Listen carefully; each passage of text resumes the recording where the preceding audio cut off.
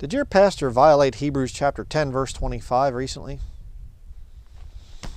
Hebrews 10 verse 25 says, "Not forsaking the assembling of ourselves together as the manner of some is, but exhorting one another, and so much the more as ye see the day approaching." We're going to talk more about this verse here in a little bit, but this coronavirus thing, did your pastor shut the church down and go to live stream only? Then how was he submitting to that verse of Scripture?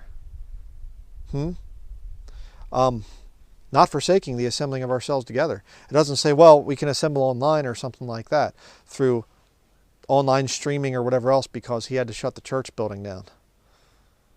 Okay? We'll talk more as we continue here. Not going to be a real long video, a real big doctrinal type of a thing, but what's going on there? Well, I'm going to give you another verse of Scripture that discusses your pastor and why he shut down when the government told him to do it.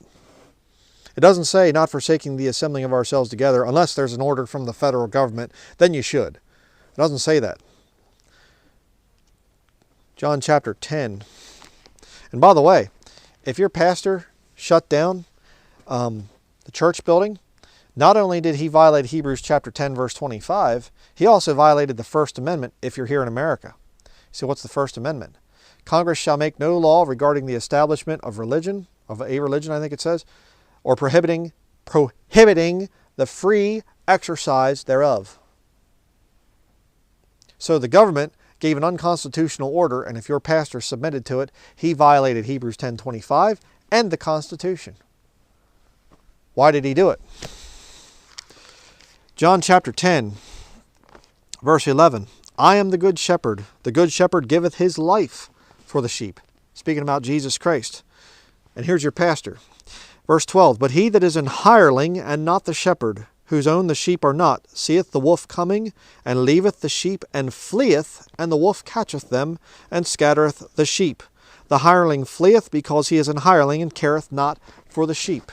How many pastors out there in this country, in America and other countries as well, were big and bold and bad, and nobody's ever going to tell me to shut my church down and everything else?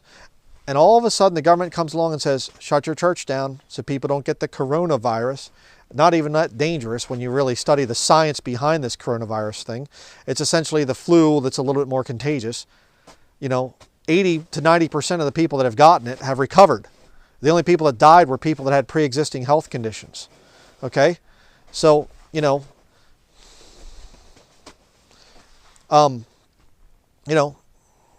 it's something that it's really not even that dangerous.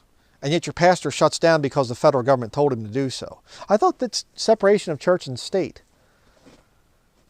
Isn't that weird? And I love these post-trib pastors too, that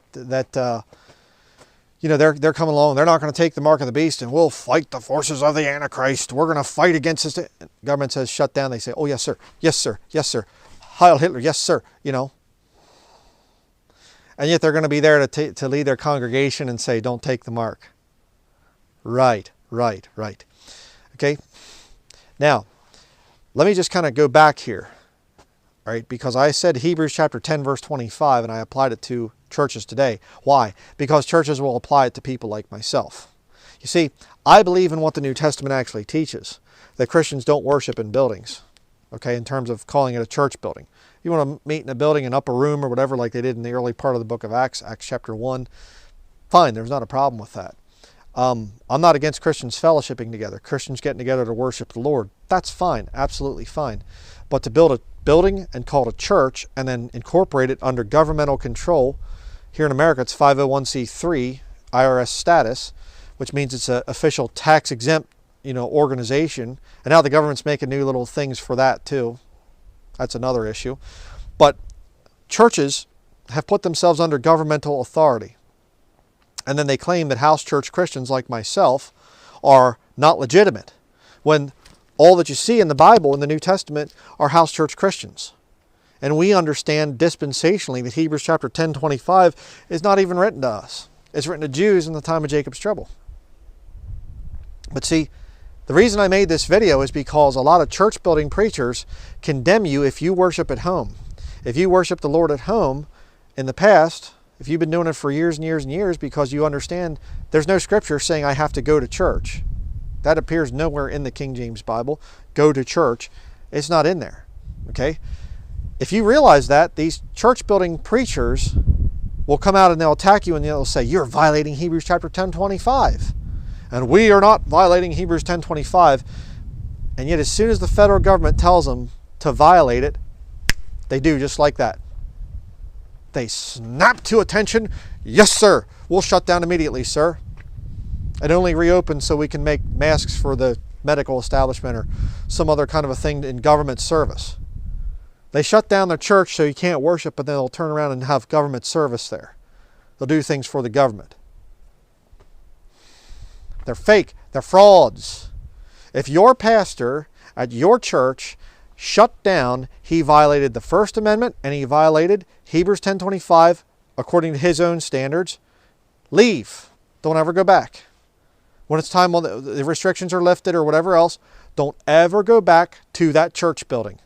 All right? I'm going to link some videos at the end of this study to teach you the truth about what the King James Bible teaches about the issue of going to church, why it's wrong. All right? I'm going to teach you, you need to learn about the things of isolation in the life of a Christian, the thing of getting away and developing that personal relationship with Jesus Christ that you're supposed to have, that Christians practiced. All right? You need to understand these things. The reason I made this video is to show you that the whole church building structure out there is false. It is not New Testament Christianity.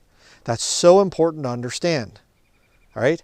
So, I do hope that you take some time to watch these videos. Please study this issue because it is a very, very big issue. All right? Thank you for watching.